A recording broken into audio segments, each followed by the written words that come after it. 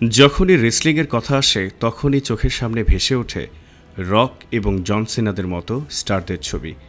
একই সাথে একটি প্রশ্ন মাথায় আসে যে এরা কি আসলেই এভাবে মারামারি করে নাকি পুরোটাই মিথ্যা।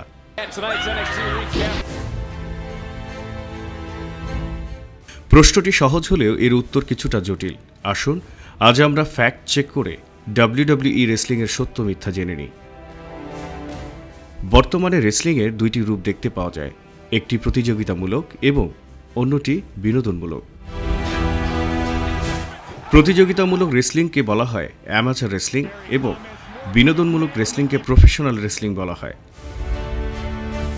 সব ধরনের রেসলিংকে বিশ্বের সব মহাদেশে ছড়িয়ে দেওয়ার লক্ষ্যে 1905 সালে জার্মানিতে এই সংস্থাটির যাত্রা শুরু হয়।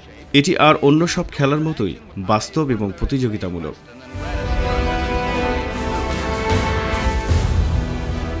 রেসলিংয়ের সত্য মিথ্যা নির্ভর করে খেলার ধরনের উপর। অ্যামাচার রেসলিং যেহেতু পুরো দস্তুর প্রতিযোগিতামূলক একটি খেলা, তার মানে এখানে বানোয়াট কিছু নেই।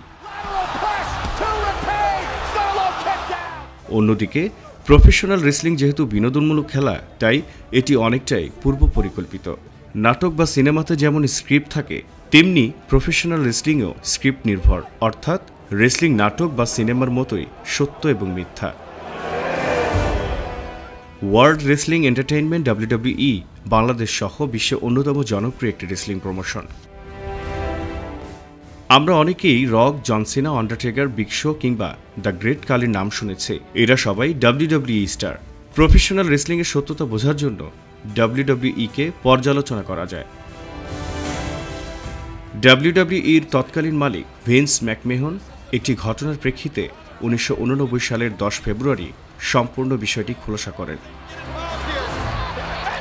তিনি বলেন, প্রফেশনাল রেসলিংকে এমনভাবে সংজ্ঞায়িত করা উচিত যেখানে অংশগ্রহণকারীরা একটি বাস্তবসম্মত ক্রীড়া প্রতিযোগিতা পরিচালনা করার পরিবর্তে দর্শকদের বিনোদন দেওয়ার উদ্দেশ্যে লড়াই করে। লক্ষ্য করলে দেখা যাবে ডাব্লিউডাব্লিউই নিজেদের স্পোর্টস এন্টারটেইনমেন্ট হিসেবে চিহ্নিত করে। তাদের নামের মধ্যেই এন্টারটেইনমেন্ট শব্দটি রয়েছে। ডাব্লিউডাব্লিউই এর যাত্রা শুরু হয় 1950 সালে। পরবর্তীতে 2002 সালে এর বর্তমান নামকরণ করা হয়।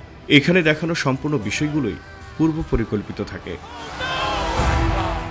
কে কখন জিতবে বা হারবে, কিংবা রেসলাররা কি কথা বলবে বা কি করবে, প্রায় সবকিছুই একটা নির্দিষ্ট স্ক্রিপ্ট অনুযায়ী হয়। এমনকি এটি পরিচালনার জন্য পেশাদার স্ক্রিপ্ট রাইটারও নিয়োগ দেওয়া হয়। সিনেমার মতোই এখানে একটি লিখিত গল্প থাকে, অনেকটা থিয়েটারে দেখানো নাটকের মতো। डब्ल्यूडब्ल्यूई में जो फाइट्स होती हैं वो रेसलिंग नहीं होती, ये सिर्फ एंटरटेनमेंट के लिए की जाती है, नकली होती है। सिर्फ बोलते कि भाई नकली है। अगर इतनी इजी होती तो पंजाब के और गुजरात के तो सारे वहाँ रिंग पे दिखने थे आपको। তবে লক্ষণীয় বিষয় হচ্ছে প্রফেশনাল রেসলিং এর রিং কিংবা এর বাইরে আমরা যে মারামারিগুলো দেখতে পাই তা মিথ্যা নয়। সেখানে দেখানো মারামারির অনেক কৌশল অথবা মারামারি করতে গিয়ে প্রাপ্ত আঘাত, ঘাম, রক্তপাত এর কোনোটি মিথ্যা নয়। সিনেমাতে আমরা অনেক ধরনের স্ট্যান্ড দেখি, যেগুলো ডিজিটাল প্রযুক্তি বা অনেক সময় নায়ক নিজে কিংবা পেশাদার স্ট্যান্ডম্যানদের সহায়তায় সম্পন্ন করেন। রেসলিংয়ে স্ট্যান্ডম্যান নেই। এখানে রেসলারদেরই এই স্ট্যান্ডগুলো করতে হয় এবং সেক্ষেত্রে তাদের কোনো নিরাপত্তা সরঞ্জাম থাকে না। তবে অবশ্যই সেগুলো আগে থেকে অনুশীলন করে একটি নির্দিষ্ট সময়ে দর্শকের সামনে এসে প্রদর্শন করতে হয়। প্রফেশনাল রেসলিং বাকি সব অ্যামাচার রেসলিংয়ের মতো প্রতিযোগিতামূলক নয়, এটি পরিকল্পিতভাবে সাজানো। তবে একে মিথ্যা বলাটাও যৌক্তিক নয়, কেননা সেখানে দেখানো প্রতিটা অ্যাকশন বাস্তব।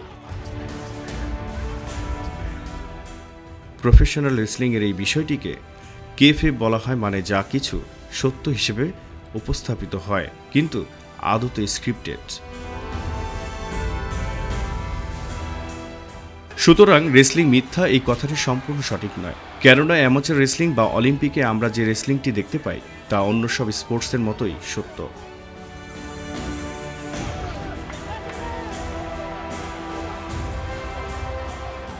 তবে সবচেয়ে বেশি জনপ্রিয় যে রেসলিংটি তার নাম প্রফেশনাল রেসলিং বা পেশাদার রেসলিং। এটি পূর্ব পরিকল্পিত, সাজানো এবং কোরিওগ্রাফড।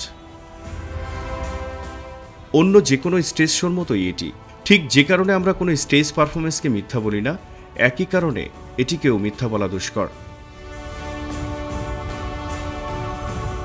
জহিরুল ইসলাম, ভিউজ বাংলাদেশ।